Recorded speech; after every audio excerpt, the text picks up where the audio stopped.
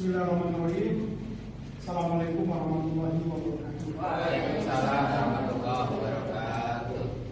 Selamat siang, salam sejahtera untuk kita semua. Pertama sekali kita bersyukur kepada Allah Tuhan yang Maha Kuasa yang telah memberikan nikmat yang sangat banyak. Di antaranya nikmat kesehatan. Semuanya sehat kan? Sehat. Nikmat kekuatan dan nikmat kesempatan. Sehingga kita bisa melanjutkan perkuliahan kita pada hari ini. Baik, saudara-saudara, pada siang ini adalah perkuliahan pertama dengan saya dalam mata kuliah harta, keluarga, dan perkawinan. Kita akan bertemu satu semester. Kita akan kita bicarakan bagaimana struktur kurikulum yang akan disampaikan.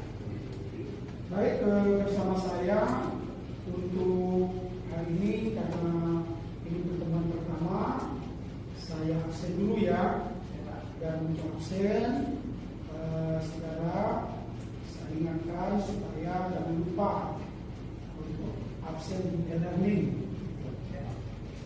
Karena nanti absen juga sangat berpengaruh pada perkuliahan kita, terutama 10% dari nilai semester itu berasal dari absen. Baik, kemudian untuk perkenalan, semuanya mungkin sudah kenal dengan saya karena kita sudah ketemu di semester 1 ya. Nama saya Dr. dari Mari Chandra, saya Antiha ya. Kemudian kita lanjutkan pada perkuliahan kita pada semester ini ada CPNK, sub-CPNK dan sistem perkuliahan. Untuk CPNK, saudara lihat di layar bahwa saudara diharapkan yang masih mampu mendeskripsikan pengertian dan dasar hukum perkawinan. Kemudian dari CPNK diharapkan mahasiswa atau saudara dapat menguraikan pengertian dan dasar hukum perkawinan. Kemudian untuk sistem perkuliahan kita ada 5 hal yang perlu saya sampaikan. Yang pertama, kontrak perkuliahan. Lihat, bagaimana kontrak perkuliahan ini? Kita ada 14 pertemuan ya. Untuk pertemuan pertama ini, kemudian sampai 7 tatap muka, kemudian pada pertemuan ke-8 nanti UTS, kemudian masuk lagi kita di pertemuan ke-16 kita ada UAS. Baik, itu kontrak perkuliahan. Kemudian mengenai kehadiran ya, tentu diharapkan saudara hadir ya setiap perkuliahan. Kemudian rencana pembelajaran semester sudah saya input di e-learning ya. Bisa di browsing, bisa di download dan bisa dibaca ya, sehingga saudara bisa mempersiapkan diri untuk setiap kali perkuliahan. Yang ketiga ya, tentu motivasi dan prestasi di dalam perkuliahan ini tentu harus rajin ya, disiplin. Karena semakin saudara rajin, disiplin, tentu semakin berhasil. Bagi saya ya, sangat berarti ya, pertama kedisiplinan. Seberapapun pintarnya, ya kan, cerdasnya, tapi kalau nggak pernah kuliah ya nggak bisa lulus, ya kan, karena tidak pernah hadir. Kemudian nanti di yang keempat ya, di dalam perkuliahan kita ada tugas dan tanggung jawab. Saya akan berikan tugas mandiri, tugas terstruktur, sehingga diharapkan tugas ini bisa menambah profesionalitas saudara, kemampuan saudara, pengetahuan saudara dalam materi ini. Kemudian yang kelima adalah referensi dan kepesertaan. Jangan malas ya di dalam mencari referensi. bahan bacaan, terutama buku ya. Nah, dalam hal ini saya ada beberapa buku ya, tapi nanti silakanlah baca di pustaka atau saudara sendiri di Gramedia. Ada buku saya Pembaruan Hukum Dispensasi Kawin dalam Sistem Hukum Indonesia. Kemudian ada Perlindungan Hukum terhadap hak anak dalam putusan pengadilan. Nah, ini juga ada sedikit di sini yang bisa diambil sebagai referensi pilihan. Kemudian tentu ada beberapa buku lain yang bisa menjadi referensi dan sumber bacaan oleh saudara. Baik, kalau untuk hal ini capaian pembelajaran sudah bisa dipahami. Ada pertanyaan sebelum kita lanjutkan? Saudara Lia? Mari. Cukup ya? Baik, kalau itu kita langsung ke perkuliahan kita pada siang ini. Pada perkuliahan pertama yang akan kita bahas adalah pengertian dan dasar hukum perkawinan. Nah, yang perlu kita pahami untuk profesionalitas saudara dalam hal hukum harta keluarga dan perkawinan, tentu saudara juga harus mengerti ya apa itu perkawinan dan bagaimana dasar hukum perkawinan itu sendiri. Coba kita lihat dulu, kita melangkah dulu kepada pengertian perkawinan. Ini pengertian perkawinan. Coba saudara, siapa namanya? Namanya siapa? Tadi dicoba baca. Pengertian perkawinan. Perkawinan ialah ikatan lahir batin antara seorang pria dengan seorang wanita sebagai suami istri dengan tujuan membentuk keluarga atau rumah tangga yang bahagia dan kekal berdasarkan Tuhan yang Maha Esa. Kasih sudah baca ya. Nah, ini adalah pengertian perkawinan. Ini bisa kita lihat pengertian ini yang dirumuskan di dalam Undang-Undang Nomor 1 Tahun 74 tentang perkawinan. Ya, sudah azan ya? Azan kita berhenti sebentar ya. Oke, tadi sudah dibaca ya. Nah, ini di dalam Undang-Undang Nomor 1 Tahun 74 tentang perkawinan itu dinyatakan apa arti perkawinan, bagaimana pengertiannya. Itu ikatan lahir batin antara seorang laki-laki dengan seorang wanita sebagai suami istri. Ya, kita lihat di sini.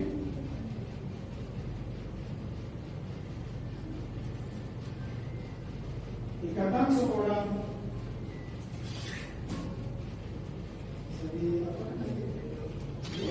saudara, kita lihat pengertian perkawinan.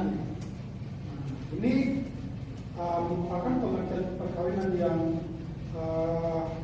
telah termuat di dalam peraturan perundang-undangan di Indonesia. Disebutkan bahwa perkawinan adalah ikatan lahir batin antara seorang pria dengan seorang wanita sebagai suami istri dengan tujuan membentuk keluarga, rumah tangga yang bahagia dan kekal berdasarkan ketuhanan yang Maha Esa. Di sini disebutkan seorang pria dengan seorang wanita. Ini undang-undang ini sebenarnya ya termasuk undang-undang legend, undang-undang terbaik yang pernah ada dalam sejarah hukum di Indonesia. Ada dua undang-undang legend itu menurut para pakar hukum. Yang pertama undang-undang agraria, yang kedua undang-undang perkawinan. Walaupun sebenarnya banyak desakan-desakan ya ingin mengubah undang-undang ini, tetapi karena desakan itu tidak sesuai dengan Pancasila, maka itu ditolak betul-betul bercontoh. Ini dianggap oleh beberapa NGO ya, beberapa organisasi maksud saya itu, katanya undang-undang ini termasuk pengertian ini melanggar HAM. Apa melanggar HAM? Perkawinan adalah ikatan lebatan seorang pria dengan seorang wanita.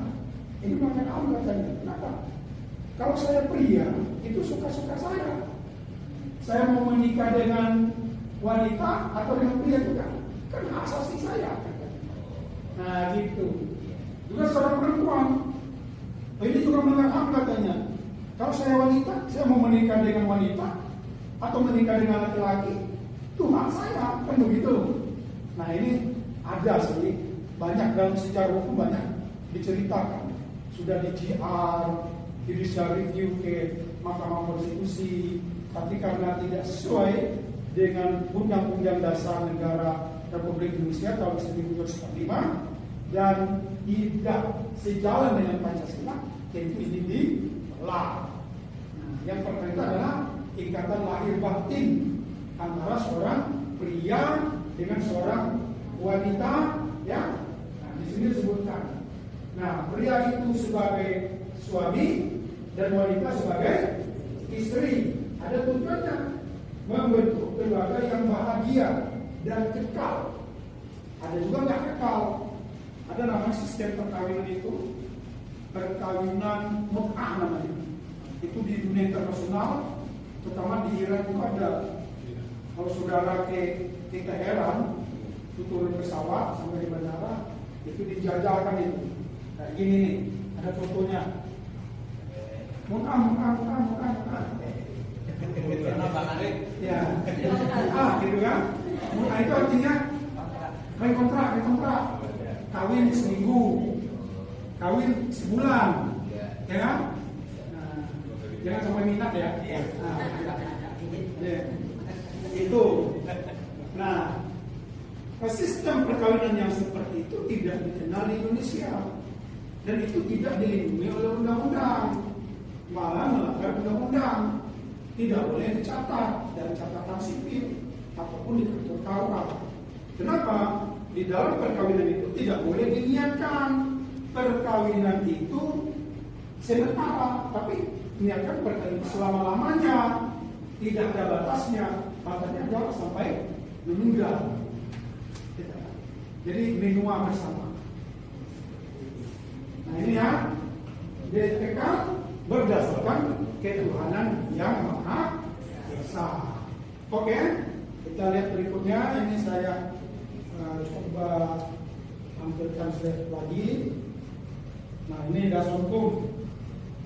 Oke, saudara siapa namanya? Nah, coba baca. Kelihatan tak? Tadi masuk mobil lah.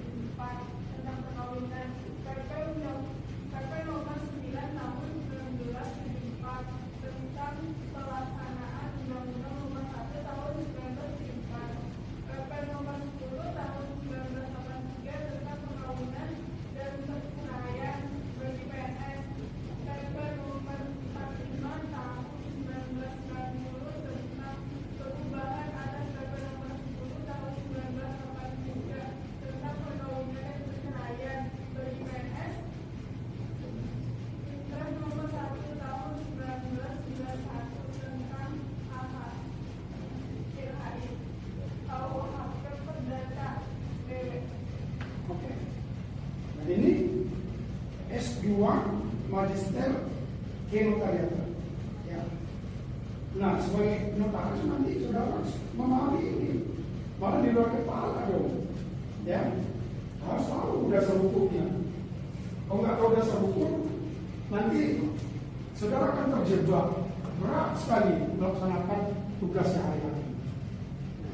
Dan lihat, ini cukup banyak dan cukup kuat ini.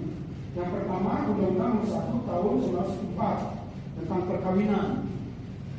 Nah, yang kedua, ini perubahan ini Undang-Undang Nomor 16 Tahun 2019 tentang perubahan atas Undang-Undang Nomor 1 Tahun 1904 tentang perkawinan. Jadi, walaupun tadi kita sebut ini undang-undang yang legend, undang-undang terbaik sepanjang sejarah hukum di negara ini, tapi pernah diubahnya tahun 2019.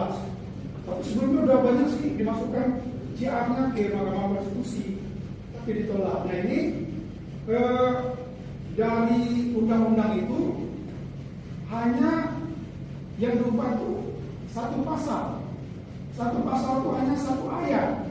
Satu ayat itu cuma satu angka. Itu yang diubah itu pasal 7 ya, ayat 1. Kemudian yang angkanya jadikan angka 9. Itu tentang dispensasi kawin. Di mana perkawinan yang perlu dispensasi itu umur 19 bagi anak laki-laki dan umur 16 bagi anak perempuan. Nah yang 16 ini dibalik sama-sama 19 tahun supaya tidak banyak terjadi perkawinan anak di Indonesia yang prevalensinya sangat tinggi. Kemudian ada lagi tentang dasar hukum ini tentang PP nomor 9 sebenarnya tahun 75 ya, tentang pelaksanaan Undang-Undang nomor 1 tahun 74 ini. Ini peraturan pelaksanaan di peraturan pemerintah ya. Setiap undang-undang itu sebenarnya ada PP-nya. Kalau undang-undang yang nggak ada PP-nya susah untuk dilaksanakan. Malah menurut sebagian pakar itu belum bisa dilaksanakan. Kemudian PP nomor 10 tahun 1983 tentang perkawinan dan perceraian bagi pegawai negeri sipil. Nah, di sini diatur bagaimana perkawinan dan perceraian bagi pegawai negeri sipil. Dikatakan dulu. Oke, nah ini kita lihat PP nomor 10 tahun 1983 tentang perkawinan dan perceraian bagi pegawai negeri sipil. Nah, tentu saudara nanti ya melihat dasar hukum ini, kalau dia PNS dia punya peraturan sendiri ya. Leg spesialis derajat leg generalis, jadi ada aturan khususnya. Kemudian lagi ada peraturan pemerintah nomor 5 tahun 1983 tentang perkawinan dan perceraian bagi PNS juga. Kemudian ada instruksi presiden nomor 1 tahun 1991. Ini yang populer dikenal dengan kompilasi hukum Islam. Ini sangat populer sekali. Soalnya begini ceritanya ya, kompilasi hukum Islam itu dasar hukumnya impres. Instruksi presiden itu sudah tidak ada lagi di peraturan perundang-undangan, ya kan? Terus kenapa masih berlaku? Ternyata impres ini yang termasuk kompilasi hukum Islam ini banyak dipakai oleh para hakim menjadi landasan putusan mereka, termasuk ke putusan. Nah kemudian sampailah putusannya inkrapan BSD berkekuatan hukum tetap dan dia menjadi jurisprudensi. Nah jurisprudensi itu merupakan tata peraturan perundang-undangan, ya kan, aturan hukum yang harus dipatuhi. Jadi dia beralih ke jurisprudensi, jadi ada pergeseran hukum namanya seperti itu. Kemudian termasuk kitab undang-undang hukum perdata yang dulu dikenal dan sekarang juga dikenal juga dengan istilah Belandanya Burgerlijk Wetboek. Nah ini termasuk perkawinan orang asing, barat, ya kan? Nah yang non-Islam diatur oleh Burgerlijk Wetboek. Paham? Cukup? Kita lanjutkan. Lagi slide berikutnya. Nah, di sini terlihat modernisasi hukum keluarga di Indonesia. Jadi pada pertemuan pertama ini kita lihat dulu kulitnya ya. Nah nanti kita tentu akan semakin spesifik bagaimana hukum harta, hukum keluarga yang perlu kita kuasai oleh seorang magister hukum atau magister kenotariatan. Nah, di sini ada modernisasi. Kenapa harus ada modernisasi? Karena zaman ini selalu berkembang nih. Kemudian dipermajaan, dimodernisasi, diubah dalam beberapa hal. Nah, sebagaimana yang sudah kita singgung tadi, Undang-Undang Nomor 1 Tahun 74 pernah diubah, ya, dengan Undang-Undang Nomor 16 Tahun 2019 ini dimodernisasi. Nah, di sini disebutkan ini dalam slide saya ini, Undang-Undang 1 Tahun 74 tentang perkawinan, kemudian diubah dengan Undang-Undang Nomor 16 Tahun 2019 tentang perubahan atas Undang-Undang Nomor 1 Tahun 1974 tentang perkawinan. Nah, kemudian salah satu lembaga tinggi negara yang bergerak di bidang hukum itu Mahkamah Agung membuat jalan ya bagi hakim untuk perubahan undang-undang ini. Kebetulan perubahannya tentang perkawinan anak ya. Nah, diatur di sini dengan peraturan Mahkamah Agung Nomor 5 Tahun 2019 tentang pedoman mengadili permohonan dispensasi kawin. Itu satu pasal saja, ada modernisasinya.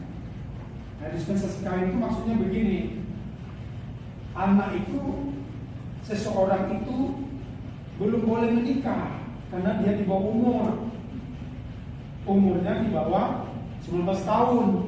Lalu dia datang ke kantor KUA bagi Islam kan, atau non Islam ke catatan sipil, dia tetap saya mau menikah. Tanya oleh Pak Tuannya, umur kamu berapa? 19 tahun.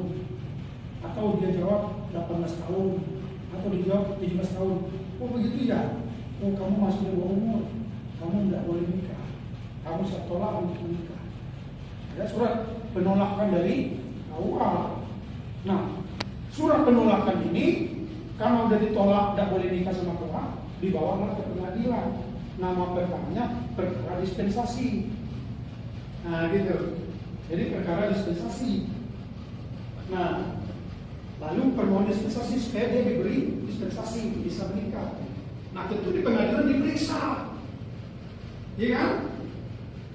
Ada tidak alasannya yang mendesak, yang bisa mengecualikan dari ketentuan undang-undang tadi?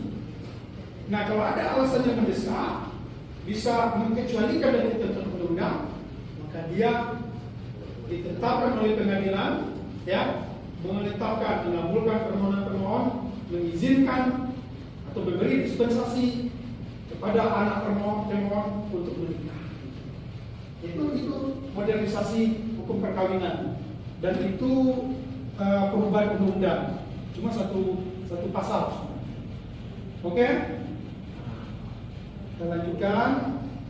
Nah ini perubahan hukum. Kenapa terjadi perubahan hukum ini?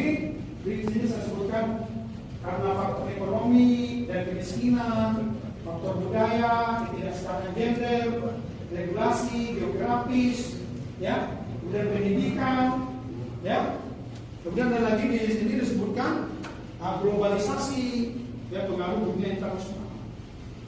Jadilah perubahan dari hukum perkawinan itu sendiri.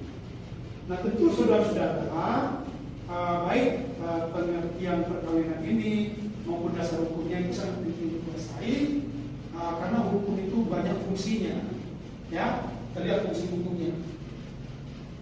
Nah, ini fungsi hukumnya. Silakan yang di belakang. Kelihatan nggak baca? Fungsi hukum dalam kehidupan masyarakat. Nah, Secara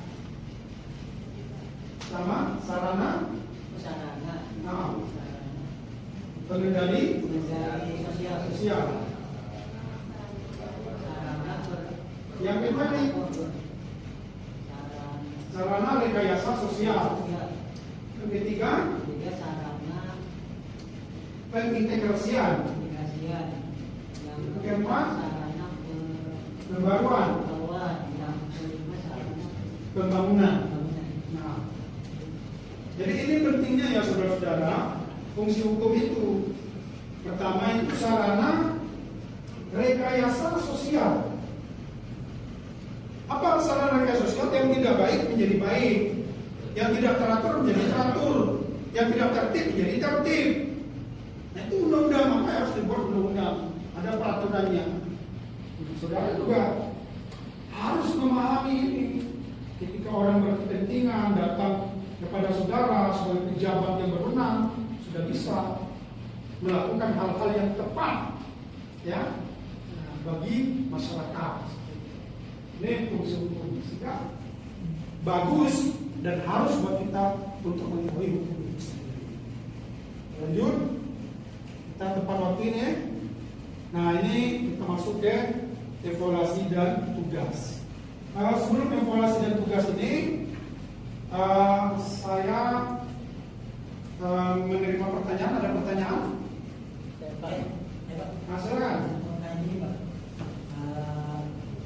Andai kita itu kan banyak perkawinan di bawah umur. Ya. Tapi di pengadilan agama yang kasih itu bisa. Oke. Ada juga ya. Kalau perkawinan di bawah umur itu berbeda dengan nikah siri. Perkawinan di bawah umur berarti dia belum cukup umur, tidak boleh menikah, tidak boleh kawin. Kalau mau kawin nikah juga, ajukan dulu ke pengadilan, diizinkan oleh pengadilan, dia boleh menikah dengan syarat-syarat tertentu kan? Ya, atas keputusan pengadilan, penetapan pengadilan. Sedangkan nikah siri beda. Nikah siri itu siri itu berasal dari kata sir, rahasia. Nah, tidak ada orang yang tahu, sembunyi-sembunyi. Tidak ada catatannya, tidak ada buku nikahnya. Nah, tapi ada keterkaitan. Orang yang dilarang menikah tadi tidak di kantor bahwa bisa saja dia nikah siri. Gitu loh. Jadi dia ditolak pengadilan, dia nikah siri secara rahasia. Dan ini ya ini statusnya tidak bisa diakui sebagai suami istri. Dan ini merugikan kedua belah pihak. Ya kan sih, apalagi perempuan. Kalau suaminya meninggal, dia tidak dapat waris. Suaminya meninggal, dia tidak dapat harta bersama. Kalaupun dia tuntut ke pengadilan, saya istrinya, harta anak itu menjadi milik saya karena suami saya meninggal. Kata hakim, apa buktinya ibu istrinya? Kan ada bukti nikahnya. Paham ya? Nah, itulah gunanya undang-undang tadi. Sebagai bagian dari sosial, sebagai rekayasa sosial. Oke? Puas? Ada lagi? Nah, silakan. Tentang pernikahan beda agama Jepang. Jadi pertanyaan saya bagaimana hukum mengatur tentang perkawinan beda agama? Ya. Ini sama dengan tadi, pertanyaannya bagus sekali. Sekarang ini kita lihat seolah-olah tidak ada hukum, belum diatur beda agama kan? Sebenarnya sudah diatur di pasal 2 Undang-Undang 174 menyatakan bahwa perkawinan itu sah apabila dilakukan atas kepercayaan masing-masing, gitu kan? Atas agama masing-masing. Artinya apa? Islam sama Islam, Kristen sama Kristen, Hindu sama Hindu. Gitu. Nah, di Indonesia tidak mengenal perkawinan antar agama. Nah, ada putusan pengadilan kan? Tapi putusan pengadilan itu sudah dianulir dan diatur kembali oleh Mahkamah Agung, ya, dengan surat edaran Mahkamah Agung, ya kan? Bahwa nikah beda agama itu tidak dikenal dalam peraturan perundangan Indonesia. Oke? Lalu bagaimana dengan fenomena yang terjadi beberapa akhir ini tentang perkawinan? Itu fenomena euforia saja. Dan kalau itu dilakukan banding atau kasasi, putusan seperti itu akan dibatalkan oleh Contohnya di orang kita dalam beda agama. Kalau di Indonesia terus kemudian dia melakukan pengaduan di mata kita. Oke. Nah, itu banyak. Itu termasuk salah satu penyelundupan hukum sebenarnya. Banyak dulu kan, ada artis juga, ya kan? Nah, mereka nikah di Australia, beda agama, lalu balik ke sini, kemudian dicatatkan di catatan sipil, ada juga. Tapi sesungguhnya menurut para pakar, kalau agamanya sudah melarang, tapi dia melanggarnya juga, berarti dia sudah kafir. Itu kata pakar. Ya kan? Ada juga Pak yang katanya menyatakan kalau laki-lakinya Muslim, perempuannya non-Muslim, masih bisa ada itu menurut Islam. Kalau laki-lakinya Muslim, perempuan Muslim bisa. Dia catatan katanya perempuannya ikut masuk gitu. Tapi ternyata enggak gitu Pak. itu. Jadi di dalam Undang-Undang 174 itu sudah diatur ya pernikahan beda agama itu tidak dikenal. Karena pernikahan itu adalah atas dasar agama dan keyakinan masing-masing. Oke? Saudara sudah bertanya, nah, saya bertanya lagi kalau saudara nih. Oke, Lia, mana Lia? Lia sebutkan tadi dasar hukum perkawinan. Ya, seperti tadi Bapak jelaskan, dasar hukum perkawinan itu sendiri ada di Undang-Undang Perkawinan nomor 164 yang diubah menjadi Undang-Undang nomor 16 tahun 2019. Tidak paham semua ya. Kita kasih atas dulu untuk kuliah ini. Satu lagi lah, Mia, mana Mia? Mia, pengertian perkawinan coba. Bapak sudah sesuai dengan harapan saya apa belum? Ikatan lahir dan batin antara wanita dan pria yang bertujuan untuk membentuk suatu keluarga. Ya betul. Betul ya, Bang. Ikatan lahir batin antara suami pria dengan seorang wanita sebagai suami dan istri kekal berdasarkan ketuhanan yang kata siapa suami apa? Nah ini gender ini. Gender. Ya gender ini. Arif, tadi kita bicara fungsi hukum ya, Rif. Coba salah satu aja, Rif, kamu jelaskan. Fungsi hukum itu pada dasarnya untuk menjaga ketertiban dan melindungi masyarakat, Pak. Iya. Jadi untuk melindungi, mengendalikan, dan untuk rekayasa sosial ya, supaya ada ketertiban, keteraturan. Jadi oleh karena itu semuanya kita harus taat dan patuh hukum supaya apa? Supaya tertib. Nah, gitu. Oke, cukup ya? Cukup. Sekarang saya kasih tugas terstruktur ya. Bisa dicatat ini. Yang untuk semuanya sama aja tugasnya. Tulislah makalah tentang eksistensi hukum perkawinan di Indonesia.